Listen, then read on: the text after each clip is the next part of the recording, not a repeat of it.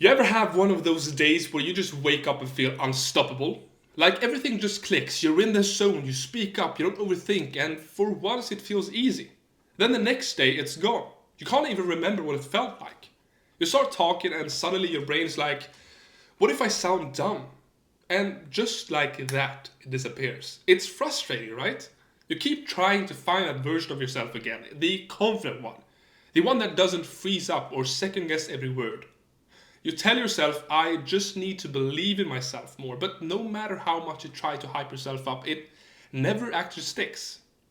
You get a good day, then a bad one, then a week where you don't even want to try.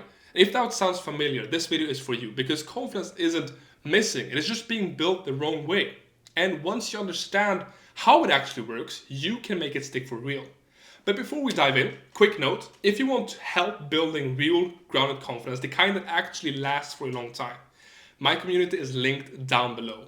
It's where I actually help people practice these small habits every single day until confidence stops feeling like luck and starts feeling normal. Join if you want reps, feedback, and real progress. Alright, let's get into it. Here's the real reason confidence never lasts. Most people treat it like a feeling. They chase it. They wait for it to just show up before they act. But confidence isn't a feeling, it is familiarity. It is your brain saying, I've done this before, I'm safe here. And that's the piece most people miss. You're not scared of speaking up, you're scared of the unknown. You're scared of what can happen if you speak up. The more unfamiliar something feels, the more your brain looks for danger. And the more familiar it becomes, the calmer you get. That calm is what confidence actually feels like. Let me explain it this way. Think about the first time you drove a car. You were hyper aware of everything. Mirrors, pedals, cars next to you. Your hands probably squeezed the wheel so hard it hurt. Now think about how it feels to drive today. You don't think about it. You just get in and go. And that's what familiarity does. It replaces fear with certainty. Confidence is the exact same thing. It is a byproduct of repetition. The problem is most people never give themselves the chance to build it. They wait to feel confident first. And that's the trap.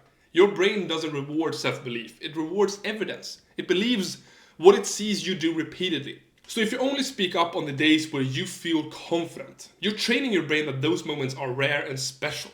But if you actually show up even when you don't feel ready, you teach it that being seen is safe, that this is normal now. That's how real confidence is built. And I get it. It's easy to think that confidence should just appear. You see other people who look so sure of themselves and you wonder, how do they do that every single day? But here's the thing most people never tell you. They don't feel confident all the time. They've just practiced acting before the feeling shows up. They've built the habit of showing up, and that's what consistency really is. It is not doing everything perfectly. It is proving to your brain that you can survive the small moments that used to scare you. The meeting where your heart races, the call where your voice shakes, the moment you share an idea and no one reacts. Those moments don't destroy confidence, they build it if you keep showing up. The reason confidence feels like it comes and goes is because your exposure comes and goes. You feel confident when you've been visible for a while. You lose it when you go back into hiding. It's not that your confidence disappeared, you just stopped giving your brain the evidence it needs to keep it alive. So instead of asking, how do I feel confident again? Start asking, how do I get familiar with being seen? Here's what's really happening underneath all of this. Your brain is wired for safety. And to your brain, safety means predictability. It doesn't care if something is good or bad. It just cares if it's familiar. And that's why people stay in jobs they hated, relationships they've outgrown, habits that make them miserable, because it feels familiar. Confidence works the same way. If speaking up feels unpredictable, your brain sees it as unsafe. It'll trigger anxiety to pull you back into silence or hesitation. And that's why motivation alone never works. It spikes for a moment, but without repetition, your brain forgets that you survived it. And that's why confidence fades so fast. You feel great one day and the next you're back to square one. Because your brain didn't get enough reps to lock it in. Confidence needs consistency, even small consistency. You don't have to give a speech every single day. You just have to keep doing small, visible things that say, I'm still safe being seen. That could mean speaking up once in a meeting, making eye contact a little longer than usual, sharing one opinion without apologizing for it, sending the message you've been holding back. Those micro reps matter because they build what is called emotional evidence. They tell your brain, see, nothing bad happened. I can handle this. Do that enough times and your brain stops triggering that survival response. And that's when confidence starts to stabilize. Here's another big shift most people miss. Confidence doesn't come from perfection. It comes from recovery. The people who look confident aren't fearless or flawless. They've built the skill of coming back quickly after awkward moments. They don't overanalyze every stumble. They move on because their brain has enough proof that one bad moment doesn't mean danger. If you stutter, forget your point, or say something weird, your brain screams, see, this is why we don't speak up. But if you pause, take a breath, and keep going, you teach it that nothing broke. You're still safe. And that's the difference between fake confidence and real confidence. Fake confidence is about control. Real confidence is about resilience. When you start practicing these micro reps, you're not trying to become fearless. You're just getting used to being visible. And visibility over time replaces fear with familiarity. And that's why I always tell people, you don't lose confidence, you lose consistency. Every time you hide, your brain forgets. Every time you show up, it remembers. And that's the game. Now let's talk about how to rebuild confidence when it feels completely gone. Step 1, stop waiting for the feeling. Confidence comes after action, not before it. Your job is to just show up, even if your voice shakes or your hands tremble. And that's what teaches your brain safety. Step 2, shrink the challenge down. You don't have to dive into the deep end. Start small. If you're scared to speak up in meetings, start by asking one question. If you're nervous about video calls, try turning on your camera for just 5 minutes. If you're afraid of networking, start with one short conversation.